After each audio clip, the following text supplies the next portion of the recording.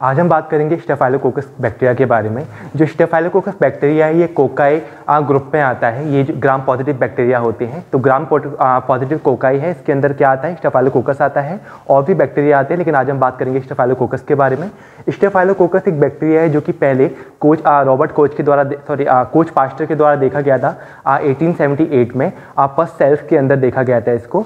उसके बाद इन्होंने क्या किया, इसको कल्टिवेट किया इन द ईयर ऑफ 1880। इन्होंने 1880 में इसको पहली बार क्या किया, कल्टिवेट किया। और देन इसके बाद इसको क्या किया, इसको नेम दिया गया अलेक्जेंडर ऑस्टिगन के द्वारा 1881 में। तो ये इसका एक थोड़ा सा इंट्रोडक्शन है। देन हम बात करते हैं अबाउट द स्टेफाइलोकोकस बैक्टीरिया। तो ये क्या है, facultative gram positive cocci bacteria है। साथ ही साथ ये स्पेरिकल शेप में होते हैं और ये क्लस्टर फॉर्म में क्या होते हैं, अरेंज होते हैं।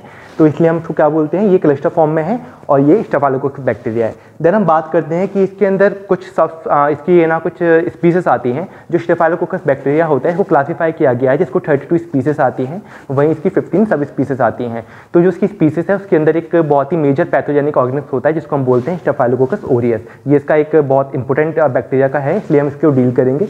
स्टेफाइलोकोकस ओरियस के अंदर हम देखते हैं मॉर्फोलॉजी, यानी कि मॉर्फोलॉजी में हम देखते हैं कि स्टेफाइलोकोकस जो ओरियस है उसका कैसा शेप, साइज, अरेंजमेंट किस तरीके का होता है। तो ये भी क्या है, ओवॉइड एंड स्पेरिकल होता है, क्योंकि ये कोकाई के अंदर आता है। ये नॉन मोटाइल होते हैं और ये रियरली कैप्सुलेटेड पाए जाते हैं। देन हम देखते हैं कि ग्राम पॉजिटिव कोकाई है, साथ ही साथ ये भी क्या होते हैं, क्लस्टर के फॉर्म में अरेंज रहते हैं। तो इसकी सेम जो मॉर्फोलॉजी है सेम रहती है। देन हम बात करते हैं सोर्सेज के, यानी कि कौन कौन से सोर्सेज होते हैं जो जिसके थ्रू क्या हो सकता है, स्टेफाइलोकोकस आपकी बॉडी के अंदर जाके आपको डिसीज कॉज कर सकता है। ओके, देन सोर्सेज की अगर हम बात करें तो फर्स्ट आता है कैरियर। तो कैरियर क्या होते हैं, कैरियर वो होते हैं जो कि क्या करते हैं, इस बैक्टीरिया को कैरी कर रहे हैं और 1% टू अनदर पर्सन ट्रांसफर कर रहे हैं और उसकी वजह से क्या हो रहा है, डिसीज कॉज हो रही है। तो दैट्स फॉर द कैरियर। तो कैरियर कैसे हो सकता है, अगर एक पर्सन की स्किन के ऊपर या फिर उसके एक्जेला के ऊपर, म्यूकस मेम्ब्रेन के ऊपर, अगर इन जगहों पे हो सकता है कि वो बैक्टीरिया मौजूद हो और हो सकता है कि वो किसी पर्सन के कांटेक्ट में आने पे दूसरे पर्सन पर ट्रांसफर हो जाए। तो इस तरीके से कैरियर वर्क करते हैं। अबाउट 20 to 30% क्या होता है, कैरियर्स होते हैं जो क्या करते हैं, स्टेफाइलोकोकस ऑरियस बैक्टीरिया को ट्रांसफर करते हैं। देन हम बात करते हैं डायरेक्ट कॉन्टैक्ट के बारे में। डायरेक्ट कॉन्टैक्ट यानी किसी भी पेशेंट के या फिर कोई भी ऐसा कैरियर जो क्या कर रहा है, स्टेफाइलोकोकस ऑरियस बैक्टीरिया को कैरी कर रहा है, अगर उसके कांटेक्ट में आने से, डायरेक्ट कांटेक्ट में आने से क्या हो रहा है, बैक्टीरिया ट्रांसफर हो रहा है दूसरे पर्सन पे, तो ये डायरेक्ट कांटेक्ट की वजह से क्या हो सकता है, ट्रांसमिट हो सकता है। देन हम बात करते हैं थ्रू फॉर्मेट्स। वो यूटेंसिल्स या ऑब्जेक्ट्स होते हैं जो कि क्या होते हैं, कंटेमिनेटेड होते हैं।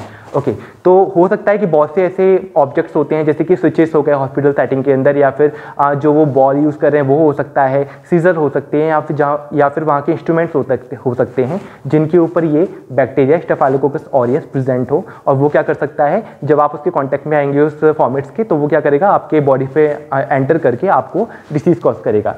तो फॉर्मेट्स के थ्रू हो सकता है। देन हम देखते हैं कंटेमिनेटेड फूड, यानी कि वो फूड जो कंटेमिनेटेड है, जिसके अंदर ये स्टेफाइलोकोकस ऑरियस बैक्टीरिया प्रेजेंट है जिस फूड के अंदर, वो आपके बॉडी के अंदर जाके कुछ डिसीज कॉज कर सकता है, जिसमें से मेन है फूड पॉइजनिंग होने के बहुत चांसेस होते हैं अगर ये बैक्टीरिया आपके फूड में प्रेजेंस है तो। ओके, इसके बाद कुछ सिम्टम शो होते हैं अगर फूड पॉइजनिंग होती है, जिसमें देखा जाता है कि नोजिया, वॉमिटिंग, इस तरीके के सिम्टम शो होंगे।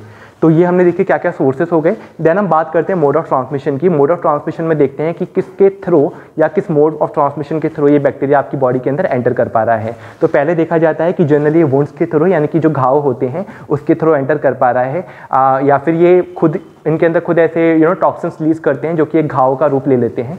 तो देखा जाता है कि कहीं पर भी कट है, enter through breaks, cuts, abbreviation the skin और म्यूकस मेम्ब्रेन, यानी कि यहाँ पर भी आपकी बॉडी के स्किन के ऊपर कोई भी कट है या एब्रेशन है जहाँ से ये एंटर कर पाते हैं, तो वहाँ से ये एंटर करके क्या कर रहे हैं, एक वुंड उसको बना रहे हैं, एक घाव का रूप दे देते हैं।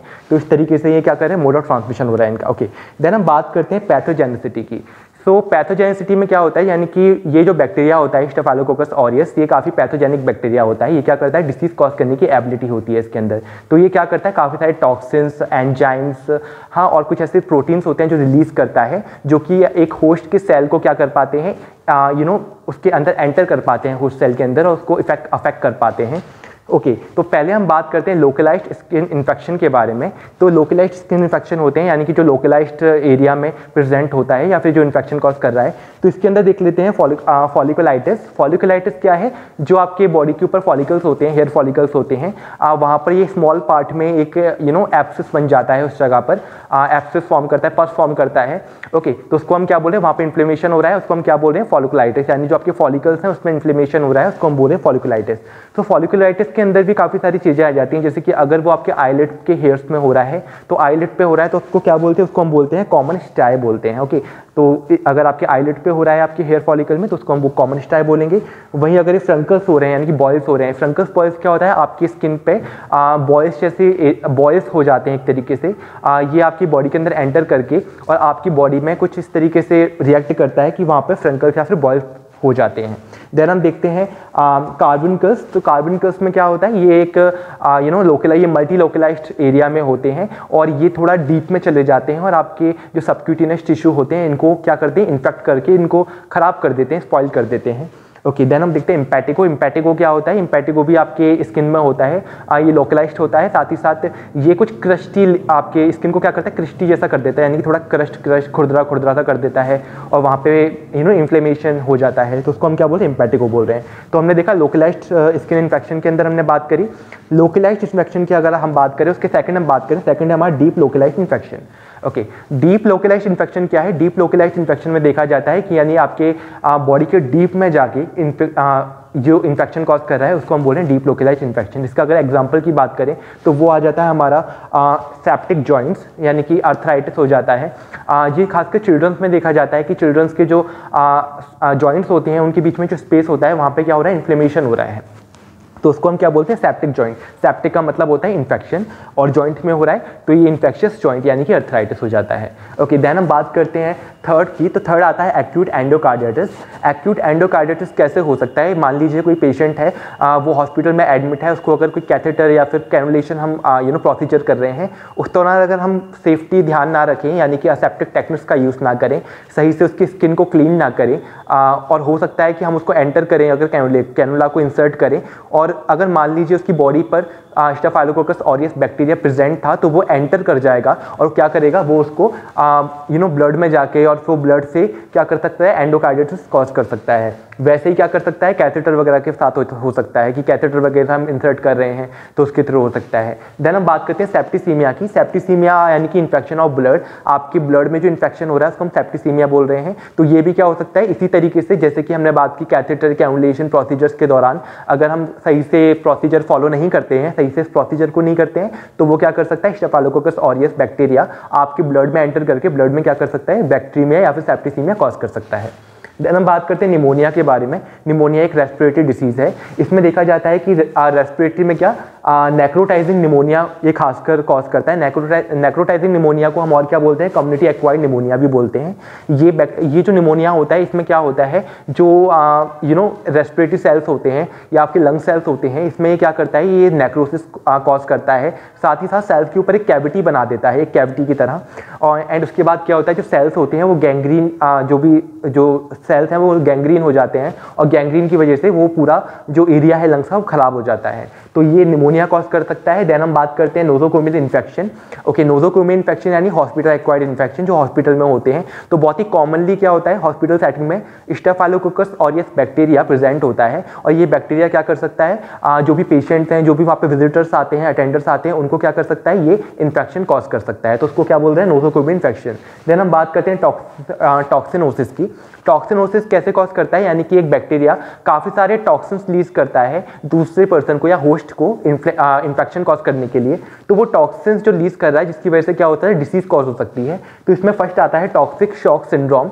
टॉक्सिक शॉक सिंड्रोम के अंदर देखा जाता है कि टॉक्सिन रिलीज करता है जिसकी वजह से क्या क्या सिम्टम्स शो हो सकते हैं? डायरिया, नोजिया, वॉमिटिंग या फिर हाइपोथर्मिया, इस तरीके की बीमारियां हो सकती हैं। देन हम देखते हैं कि ये कुछ कुछ ऐसे ऑर्गनों को भी क्या करता है अपने अंदर इन्वॉल्व कर लेता है, जैसे कि जीआई हो गया, हमारा गैस्ट्रो इंटेस्टाइनल ट्रैक्ट हो गया, हाँ, या रीनल हो गया, या फिर हेपेटिक लीवर हो गया। तो इस तरीके के ऑर्गन को इन्वॉल्व करके उनको भी डिसीज कॉज करता है।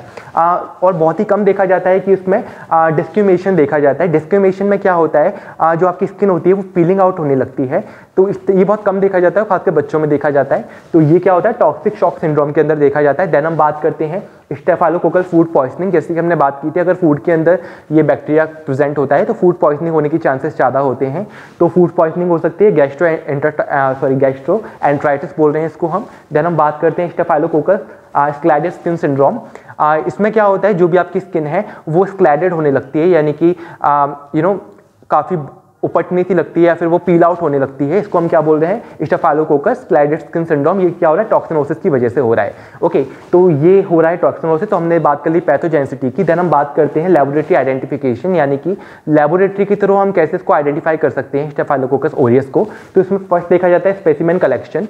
स्पेसिमेन कलेक्शन हम करते हैं कि जहाँ पर भी वो ग्रो कर रहा है वो बैक्टीरिया, चाहे वो रेस्पिरेटरी में कर रहा हो या फिर वो किसी वुंड में कर रहा हो वो जो कि पस से भरा हुआ हो, तो इस तरीके से हम उस सैंपल को लेते हैं। अगर पस लेंगे तो पस कहाँ से लेंगे, जहाँ पर सुपरेटिव लीजन होंगे, जहाँ पर पस फॉर्मेशन हो रहा होगा, तो वहाँ से पस ले सकते हैं, उससे हम इसको एग्जामिन कर सकते हैं। अगर वो रेस्पिरेटरी में हो रहा है तो हम उसको स्पूटम को ले सकते हैं, ठीक है। अगर वो फूड पॉइजनिंग वगैरह कॉज कर रहा है या डायरिया कॉज कर रहा है तो उसमें हम क्या कर सकते हैं, उसमें हम उसके जो फीसेस होते हैं उनको ले सकते हैं, उनको एग्जामिन कर सकते हैं। तो इस तरीके से हम क्या करते हैं, स्पेसिमेन कलेक्शन करते हैं।